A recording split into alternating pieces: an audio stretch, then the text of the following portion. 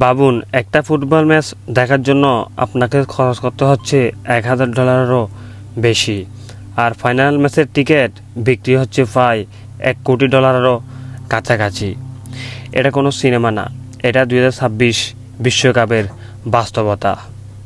প্রথমবারের মতো 48টি দল ও 160টি ম্যাচ এবং 3টি দেশ আয়োজক।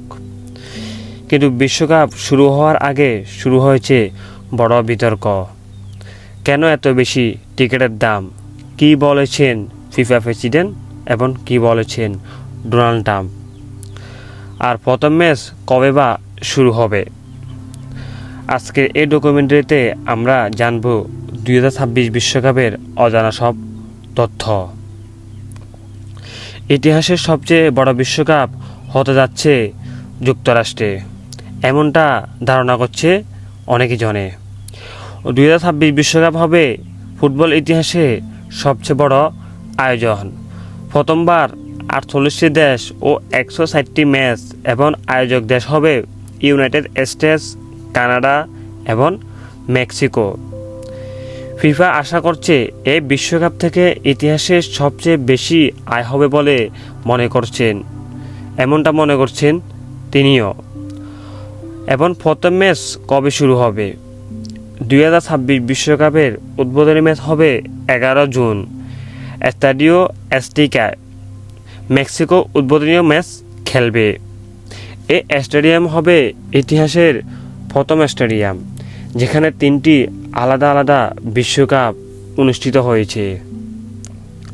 টিকিটের ভয়ঙ্কর দাম। বিশ্বকাপের টিকিটের দাম দেখে পুরো বিশ্ব অবাক হয়ে যায়। অন্য বিশ্বকাপের চেয়ে এই বিশ্বকাপের টিকিটের দাম অনেকে বেশি, এমনটা ধারণা করছেন অনেকেই। কিছু ফাইনাল টিকিটের দাম পৌঁছে যায় প্রায় $1 কোটিরও বেশি, যা সাধারণ ম্যাচের টিকিট $300 এবং কি $700 এবং কি $1,000-এরও বেশি। ফুটবল প্রেমীরা এসব দেখে ক্ষোভে ফেটে যায়। এবং কেন এত টিকিটের দাম বেশি? কারণ ডাইনামিক প্রাইসিং ফিফা প্রথমবার ব্যবহার করছে। ডাইনামিক প্রাইসিং মানে চাহিদা বাড়লে দাম বাড়বে। আর আমেরিকার স্পোর্ট মার্কেট, আমেরিকার খেলাধুলার টিকিট সহ সব সময় অনেক দামি হয়, এমনটা মনে করেছেন ফিফা প্রেসিডেন্ট। ফিফা বুঝেছেন এখানে বিশাল ব্যবসা করা সম্ভব, এখানে অনেক চাহিদা পূরণ করা সম্ভব, এমনটা মনে করেছেন তিনি। এবং ফিফা প্রেসিডেন্ট বলেছেন 15 কোটিরও বেশি টিকিটের রিকোয়েস্ট তার কাছে এসেছে, এমনটা তিনি গণমাধ্যমেও জানিয়েছেন। এমনকি ট্রাম্প কি বলেছেন? ডোনাল্ড ট্রাম্প নিজেও বলেছেন টিকিটের দাম অনেকে বেশি, যা অন্য বিশ্বকাপের তুলনায় এই টিকিটের দাম অনেকে বেশি, যা দেখা আমার পক্ষেও সম্ভব না, এমনটাই বলেছেন ডোনাল্ড ট্রাম্প। এবং তিনি বলেন আমি নিজেও এত টাকা দিয়ে টিকিট কিনতাম না বা খেলা দেখব না। এতে পুরো বিশ্ব নতুন বিতর্ক শুরু হয়ে যায়।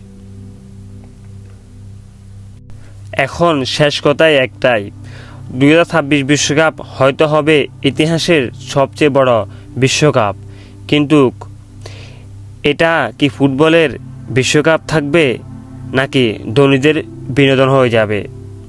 সময়ের অপেক্ষা এবং সময় বলে দিবে। কারণ সারা বিশ্ব অপেক্ষা করছে 11 জুন থেকে ফুটবল বিশ্বকাপ দেখার, যেখানে হাজার হাজার এবং কোটি কোটি ভক্ত খেলা দেখবে।